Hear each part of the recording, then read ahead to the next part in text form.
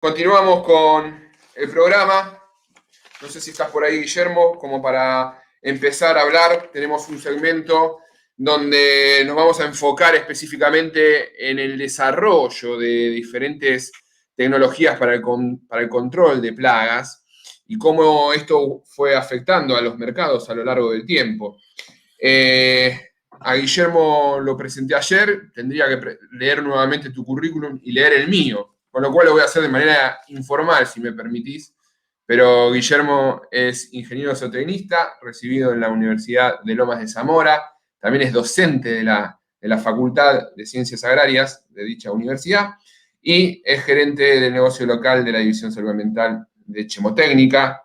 Quien les habla es ingeniero agrónomo, también docente de otra universidad, de la Universidad Católica Argentina, y también soy gerente de negocios internacionales de la División Salud Ambiental de Chemotécnica. El resto creo que más o menos nos conocen, así que si te parece, Guillermo, yo tenía pensado hablar un poquito de cómo va surgiendo los avances de la ciencia y de la tecnología y cómo eso favorece el manejo de enfermedades.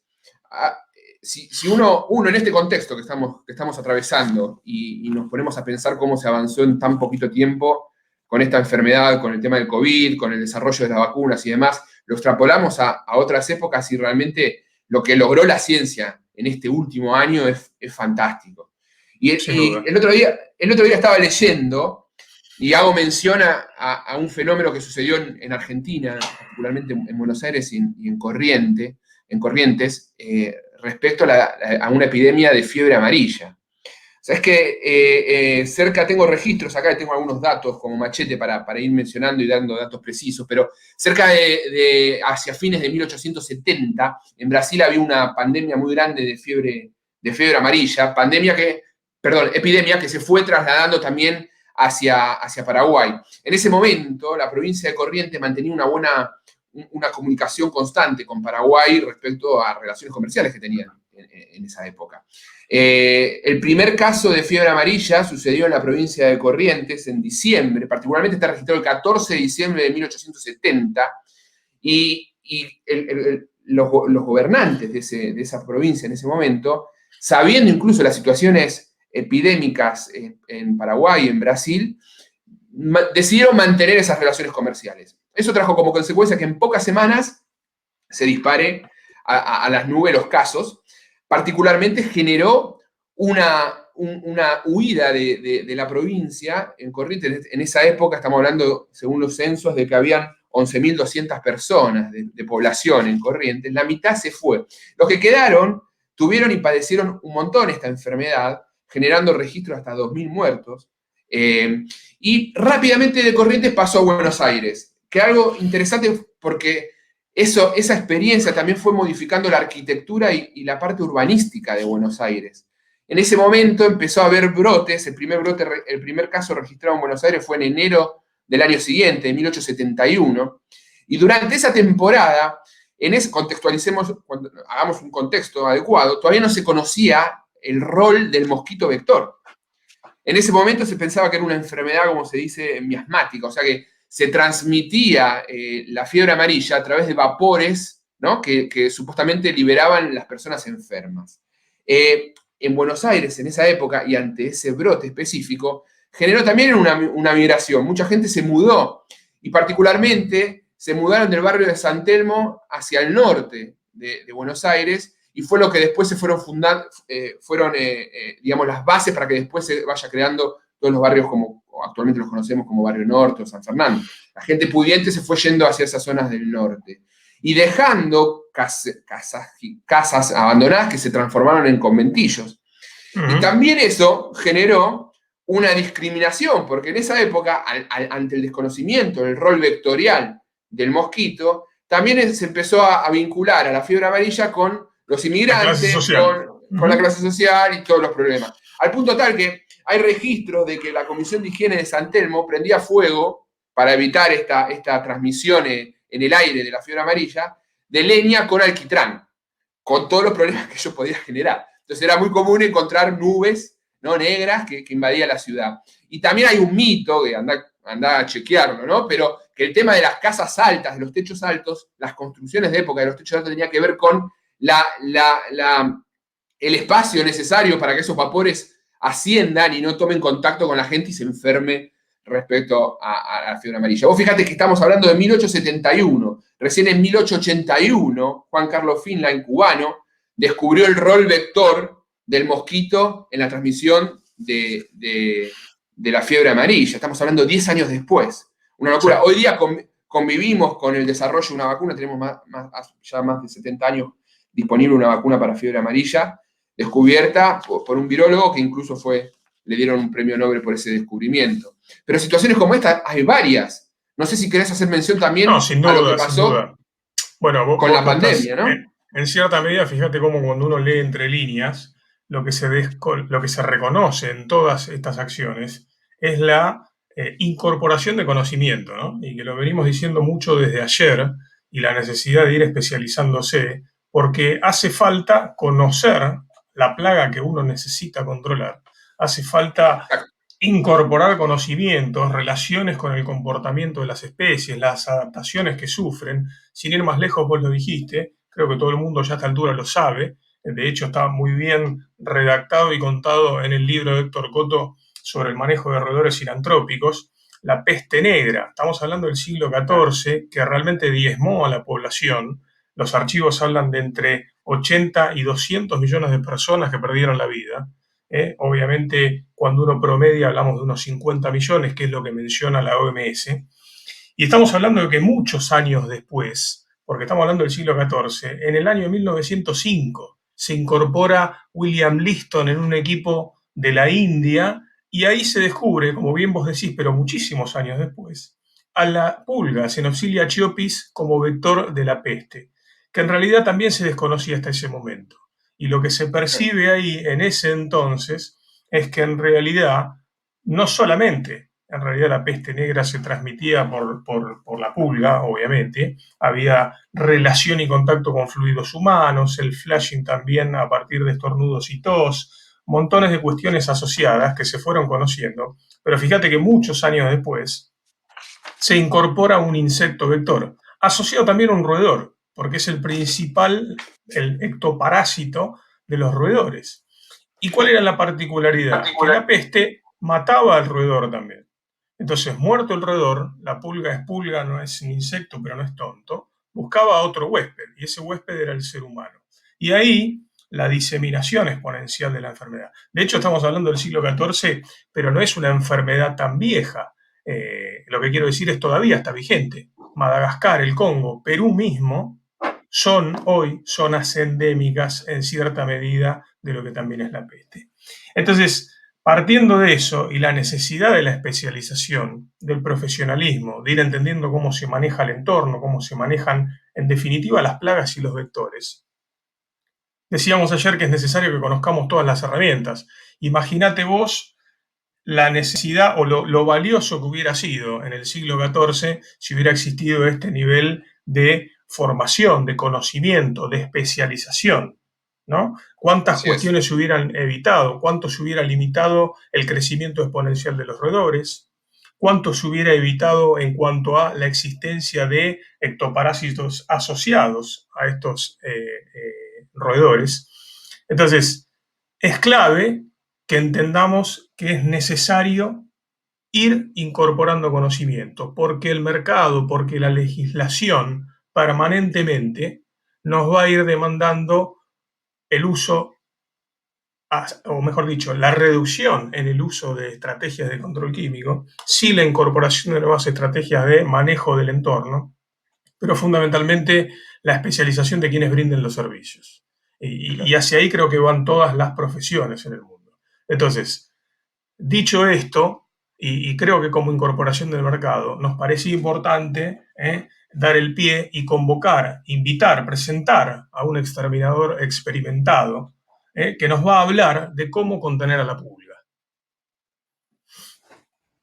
Hola, sí, ¿me escuchan? ¿Me reciben bien? ¿Qué tal? ¿Cómo andan? Bueno, gracias a los amigos de Chemotécnica por esta oportunidad. Pocos saben que yo, además de haberme dedicado al fútbol, tengo algunos conocimientos y tengo cierta fama en el ambiente como exterminador. A mí me consideran un exterminador en el más amplio sentido de la palabra, sobre todo cuando hablamos de wings y delanteros habilidosos o mediocampistas ofensivos. Así que espero estar a la altura de esta convocatoria, espero estar a la altura del mote de exterminador, y voy a hablar puntualmente de lo que me han pedido, que es cómo contener a la pulga.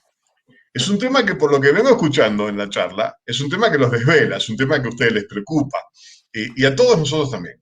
La verdad es que contener a la pulga sabemos que no es algo sencillo, que ha habido muchísimos intentos, y hay muchas pruebas que lo demuestran. Muchos colegas han querido contener a la pulga a nivel mundial, yo diría, a nivel mundial. Así que si les sirve, yo les voy a comentar mi experiencia. Que hay un error, ¿no, Guillermo? Sí, no sé, estamos hablando de Sifonaptera. No, por favor. Si ustedes, el error puede ser tal vez que yo no use el vocabulario técnico, por aquí hay muchos directores técnicos. Y dije, mira, yo con directores técnicos no tengo ningún problema porque me la he visto toda mi vida, pero no sabía que eran ingenieros agrónomos, así que tal vez yo no tenga el vocabulario apropiado, el argot que ustedes necesitan para comprenderme, pero créanme que yo me las he visto con la pulga. Si me piden un consejo rápido, a la pulga se la contiene. Hay que amedrentarla. ¿Cómo? Visualmente. Yo les recomiendo, como cuando mi padre se afeitaba apurado, se cortaba todo acá, se cortaba y se pegaba pedazos de papel higiénico y salía del baño y era una especie de germen de la momia, que yo no sabía por qué salía con todo ese papel higiénico. Eso asusta. 2, la voz. La voz asusta a la pulga. La voz aguardentosa, una voz cascada, una voz cocobasileada. ¿Cómo? Áspera. ¿Cómo cocobasileamos nuestra voz? Bueno, cantando blues, temas de Papo a viva voz, a los gritos, saliendo a la calle con el pelo mojado, andar en moto. Eso es muy efectivo porque rompe enseguida la gola, te la destruye. Después hay métodos esotéricos. La pulga le teme a lo esotérico. Una cruz de sal, un cuchillo clavado, un mechón de pelo, una pata de gallina. Pero lo que más resulta, lo más efectivo es claramente anticipar. A la pulga, para contenerla hay que anticiparla. O sea, donde Messi se subió al micro. No. Como Messi. No, pensamos que estábamos hablando de un insecto. Bueno. No, discúlpeme, a mí me llegó por fax. Ha habido un error aquí. Por fax. Tiene que haber sido un error. A mí me mandaron el fax y me dijeron, claro, quieren que hables de cómo contener la pulga. Esa fue Vanina, Guillermo, me parece, que le pifió. Sí. Vanina firmó, me dijo, ¿puedes hablar sobre cómo contener la pulga? No te puedo creer. Mira, yo no tengo problema, la verdad que lo enfrenté muy poco en algún partido de exhibición. Lo que yo digo es, ¿ustedes qué hablan del insecto acá? Estamos hablando de plagas y particularmente, sí, de los insectos pulgas. Bueno, estamos en el espacio. Igual, pues. Puedes hablar si querés. Bueno, ya que estoy acá, ya que me conecté, porque hice un lío bárbaro para poder conectarme, que ahora les voy a contar. Y bueno, si bien no es el objetivo de la charla, voy a concluir un poco. A Messi hay que controlarlo, anticiparlo. Donde Messi entró a la cancha, donde Messi se puso los pantalones cortos, sos boleta. O sea que el anticipo es clave. Si sale el micro, le tirás clavo Miguelito, le tasqueas las cubiertas. O sea, el tema es que Messi no llegue al estadio. Es lo único que yo considero. Anticiparlo, bien anticipado. Sí. Y si no, deprimirlo. Viste que Messi es un poco vulnerable a las cuestiones anímicas. Entonces, deprimirlo. Yo tengo aquí unas fotos de los mozos que actuaron en el casamiento de él, que le están escabullendo el pernil. Viste que es muy común que el pernil, no llegás vos a esa hora, ya estás medio copeteado. No llegás. ¿Quién controla? ¿El padrino? El padrino está peor que vos. O sea, ¿quién va a controlar? Los mozos, ¿qué le hacen? Lo tapan con un mantel o algo y se llevan el pernil para atrás y te lo duermen. Claro. Yo tengo fotos de los mozos durmiéndole el pernil, ese es el que se saca con una salsita tipo 5 de la mañana. Eso te deprime. Pues si cómo no lo vi, yo que soy... Bueno, agradezco igual la oportunidad de estar hoy aquí. Les decía, no fue fácil, tuve que hacer muchísimas adaptaciones para poder conectarme, porque no está fácil el tema de la conexión, no está fácil el tema de acá de la internet, ¿eh? Yo acá tengo, en mi casa le llamamos Tusan a la conexión de internet porque puede fallar. Es una conexión que puede fallar. Tusan le decimos, no, puede fallar. Entonces empecé a buscar la mejor señal. Busqué en toda la Sí, casa, me empecé a mover, ¿viste? Y digo, en algún lugar tiene que llegar bien el wifi, el wifi, tiene que llegar bien. ¿Y claro. sabés dónde llegaba bien? Abajo de la mesa, de la mesada del lavadero. Pero El escenario. no era el escenario ideal para que Chemotécnica Claro. contrate una figura mundial y aparezca Mundial. al lado de un trapo de piso, un escurridor, un mopa. Un ex deportista, Entonces, aparte, claro, un tipo famoso. que tengo mi buen pasar económico. Entonces, o cableaba toda la casa tipo plomo de Roger Waters, o dije, para conectarme y para que me puedan recibir bien, voy a ir al bar. El bar tiene buena señal. Entonces fui al bar y le digo, ¿me decís la contraseña? Me pedí un café con leche, algo hoy a la mañana. Digo, ¿me decís la contraseña? Me dice, sí, cómo no. Es FDH-numeral 12. Hijo de puta. No Si será el bar se propósito. llama, claro, no sé a propósito. No será propósito. El dueño de bar es muy de poner contraseñas que tenés que Sí, llamar a un egiptólogo, tenés que llamar para que más o menos te. Le digo, si el bar se llama Los mucho. Ventanales, le digo. Si el bar se llama Los Ventanales, poner los ventanales Wi-Fi y todos nos ponemos de acuerdo, ¿por qué me haces esto? Entonces, bueno, descarté el bar, porque el bar antes ponía contraseñas sencillas. Él le ponía Skylab, Excalibur, Apolo 11, Sorba. Eso eran contraseñas. Parecían todos nombres de boliches bailables del interior. Sorba, Apolo 11, ¿viste? Hoy son muy complicadas las contraseñas. Entonces, ¿qué hice? Yo acá en casa, en Tapiales, tengo una puntita de señal. Yo veo el triangulito, es una puntita, es una gotita que chorrea. Pero a mi vecino, acá al lado, tiene todo el triangulito ese completo. Tiene Muy un bien. triangulito rebosante, pletórico de señal. Dije, es un quesito Adler, créeme que es un quesito Adler de internet. Entonces yo, le saco la contraseña al vecino. ¿Qué hice? Me hice amigo, le prometí salir padrino de la comunión del hijo, no agarró viaje. Dije, bueno, lo hackeo, le hackeo el wifi. Siempre las claves de los vecinos tienen que ver con grupos de rock, clubes de fútbol, bueno, el signo zodiacal, el nombre de la mascota. Investigué Familiar. todo lo que... Sí, investigué todo, no hubo forma, no lo pude sacar. Entonces fui y le dije abiertamente, mira, digo, Chemotécnica ha confiado en mí para hablar de la pulga. Es un honor, le digo. Yo tengo que lucirme y no me puedo entrecortar. Digo, vos me prestás el wifi, se ve que se sensibilizó. Y me dijo, sí, no hay problema, me dice, anotá la clave, el password. Me dice, es mi apellido. Le digo, perfecto, ¿cómo es tu apellido? Me dice, es muy sencillo. Me dice, Stansriver. Le digo, ¿lo qué? ¿Cómo? Stansriver, dice, soy el tío del filósofo Darío El Stansriver. filósofo. Digo, no, le digo, hermano, no te puedes llamar Gómez o Sosa, me estás arruinando la vida. Complicó Me todo. Qué dijo, jodido. me lo complicó, anoté todas las letras, te juro que Las consonantes. más consonantes que la guía telefónica de Polonia, mira lo que te digo, anoté. Fui rápido a casa y empecé a meter consonantes. Mencioné tantas consonantes que casi invoco a un espíritu maligno. La copa de jugo, la copa de jugo preparado se empezó a mover. La verdad que la pasé mal, pero bueno, pero me conecté y hablé con alguien que entiende de esto. Hablé con alguien que entiende de conexión, de trabajo virtual, de home office. Digo, dame unos tips. Me dice, mira, lo importante para que vos des esta charla y que te vean cientos de personas en distintas ciudades de Latinoamérica, de la región, eh, atentas a tus consejos, es, primero me dice, cerrar todas las ventanas, me dice.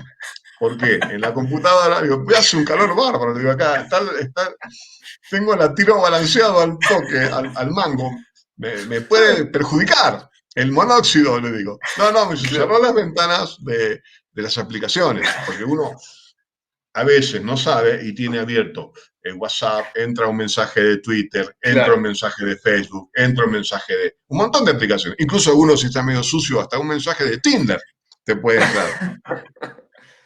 Sucio o sucia. Hay algunos que están más sucios que un baño químico, ¿entendés? Entonces te empiezan a entrar los mensajes Claro. más sucio que último indio. ¿Viste? El último indio, cuando viene corriendo el malón, el último indio se come toda la polvareda.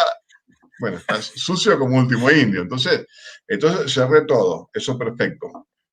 Y me dice, el riesgo grande de las transmisiones virtuales, de las presentaciones, es el congelado. El congelado te mata, porque vos por ahí venís hablando, en este caso yo estoy disertando sobre cómo contener a la pulga, y por ahí quedás con un congelado, con los ojos cerrados, poner.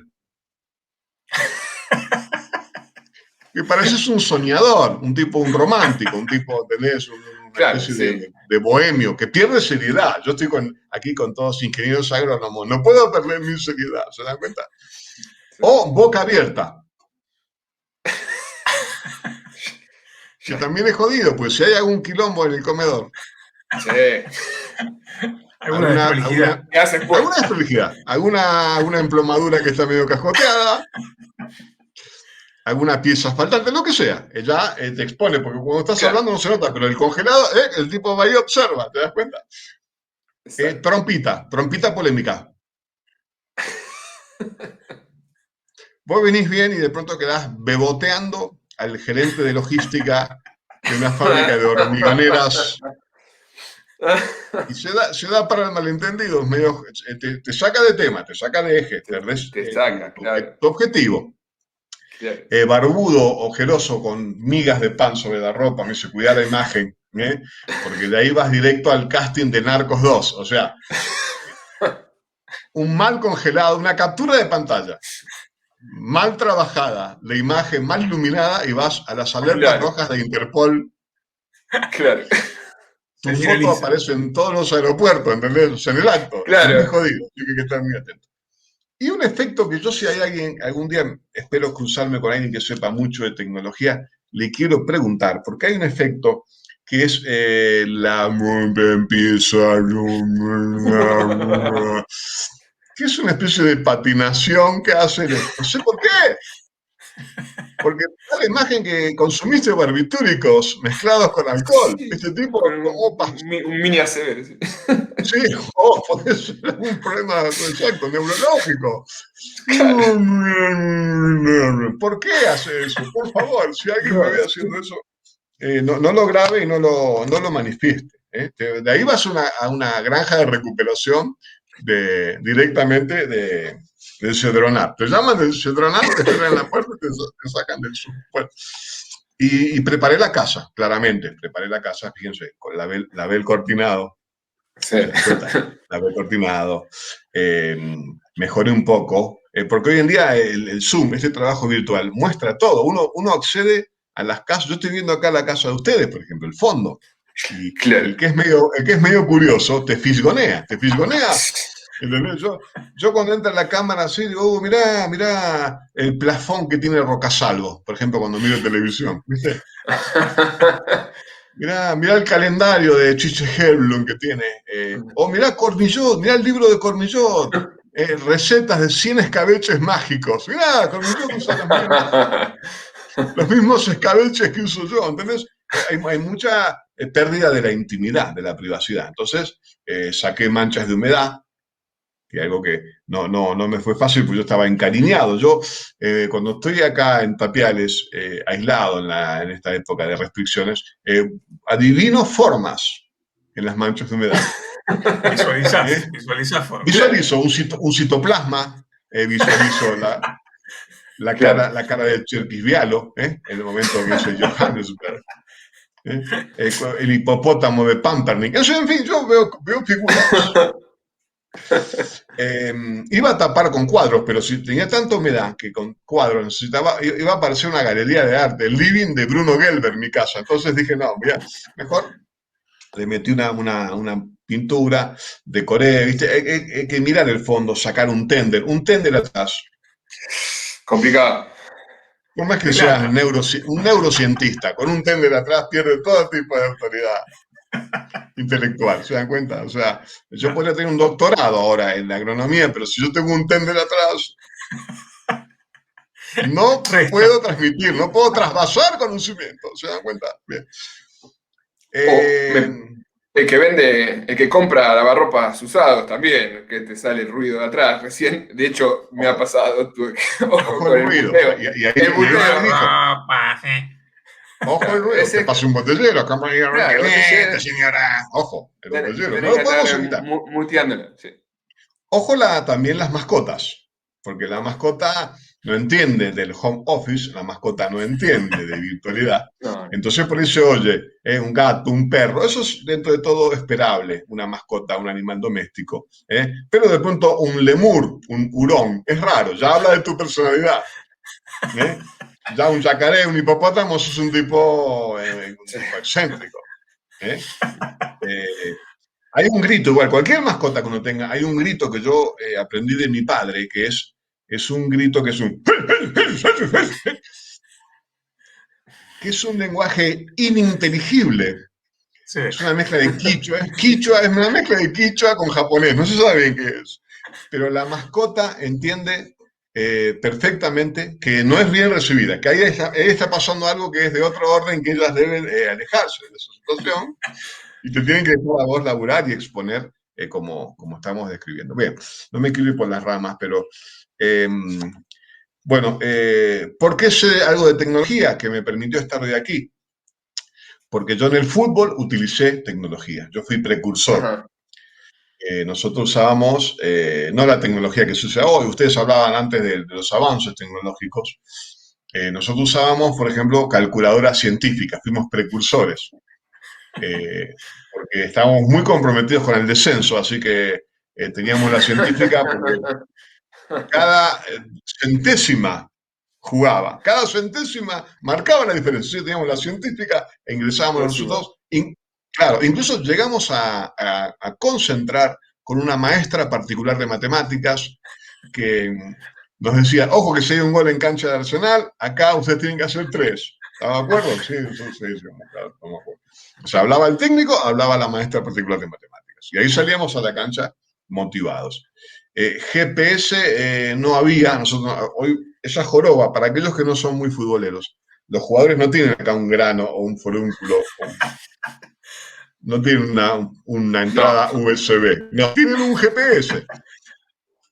Entonces, algunos equipos del fútbol argentino, a veces veo el Boca de Russo, préndanle el GPS. Le diría a Miguelito Russo, al mediocampo, préndeselo al GPS, cargar el arco contrario, antes de salir, le meter por coordenadas, le cargas el arco contrario y después se lo prende para que el tipo más o menos vaya hacia el arco Sí, contrario.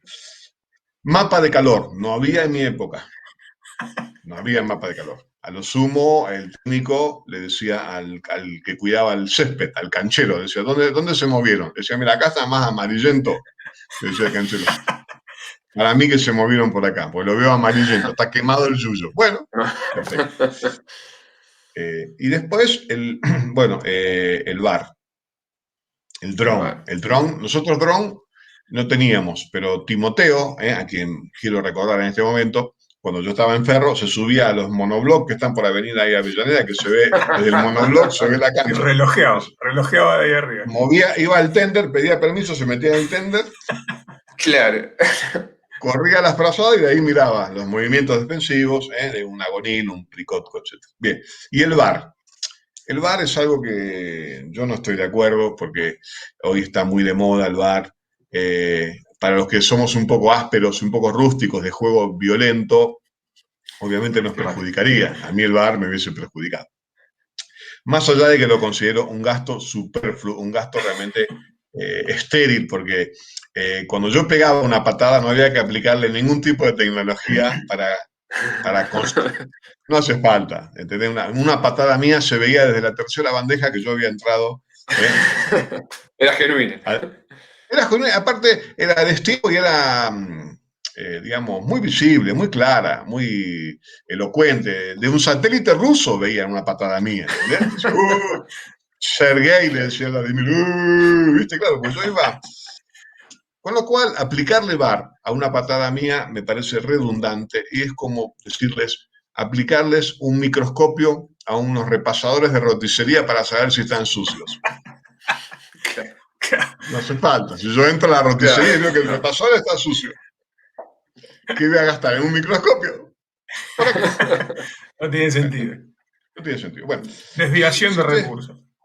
exacto, me gustó el concepto, lo voy a incorporar a mis charlas. Bueno, y permítame un párrafo aparte sobre cómo he estado en estos tiempos de restricción para un atleta de élite. No ha sido fácil para mí, eh, sobre todo el tema de la alimentación. Ustedes saben que el encierro y permanecer en casa atenta contra una dieta saludable, porque yo de entrada lo primero que dije es, no me puedo cuidar de un virus y cuidar de los hidratos de carbono. O sea, yo Elegí uno.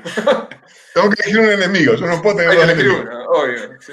No puedo abrir dos frentes, no me dan los recursos internos de la máquina, ¿entendés?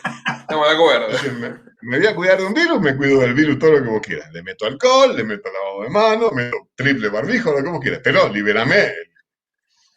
Estuve a punto de quitarle la puerta a la heladera porque no soportaba en mi heladera, cuando yo abro la heladera y la cierro, el burlete hace vacío, chupa, y no te deja abrir de nuevo. Si te arrepentís o algo, no podés, la empezás a picaportear y no te la larga, ¿eh? Dije, le saco la puerta. Le saco las bisagras y la dejo a tipo exhibidor del chino. O sea, yo paso y te agarro. Yo soy los que pasan, te agarro un yogur, media tarta fría, una media milanesa napolitana que quedó, truc, adentro, ¿viste? Pero en un momento dije, esto no va, conduce a nada, esto no va bien. Y para eso, para constatar mi rumbo equivocado, me sometí al test del chupín. Se lo recomiendo a todos ustedes, amigos argentinos, uruguayos, peruanos, colombianos, de cualquier lugar que nos estén viendo, sométanse al test del chupín, del pantalón chupín, ese pantalón finito que se usa ahora, pegado al cuerpo. Vos te lo pones. Lo usan mucho los tipos de 40, 50 para sentirse más rejuvenecidos. Para ir a un cóctel. Vos te lo pones. Si no te lo puedes sacar solo, necesitas la ayuda de 3 o 4 cohabitantes tironeando la punta para que salga, larga los hidratos. Y les recomiendo el test de chupín para evitarles la ignominia de pesarse desnudos con algo de sobrepeso. No lo hagas. Es una imagen que no te la quitas más. Te queda grabada en tu retina. Te la llevas con vos, ¿eh? No te la olvidas nunca más. Es mejor incluso pesarse con ropa y restarle a ojo unos kilitos. Más o menos, claro. Más o menos, un kilo 800, un kilo y medio de lo que puede pesar un vaquero, una camisa leñadora, un mocasín, que someterse a esa sensación de estar parado en ese cuadradito de vidrio, en ese baño, con ese Por espejo. momento frágil. Sí, es un momento de mucha vulnerabilidad para el ser humano. Claro, totalmente. Bien, entonces ahí pasé a fase 2. Que esto se lo recomiendo a ustedes, que es escondí los alfajores de maicena, los escondí, que a mí me gustan con abundante coquito rallado en sus bordes. Escondí los de maicena y llené la casa de galletas de arroz. La galleta de arroz es tan tentadora, digamos, como un pedazo de telgopor cortado con un cegelín, más o menos para que ustedes se den una idea. No sé si hay entre los conectados fabricantes de galletas de arroz. Si es así, les pido mil disculpas. Pero es mi sensación, es una cosa absolutamente personal. ¿Y qué hice? Electrifiqué la panera, le puse un bollerito 12 voltios a la chapa metálica para que me haga una especie de un cosquilleo, ¿verdad? Que desanima. Un aviso, una advertencia. Cuando vas a toquetear, ya. Y después le puse un candado a la heladera. Un candado gigante, grandote, con una combinación de unos números, tiene muchos números, es un CBU. El candado de mi combinación es un CBU. Me podés CBU, que es el candado que yo le puse a la heladera. Así que con eso más o menos la llevé. Pero hay un tema que también nos perjudicó, que es el tema de los horarios.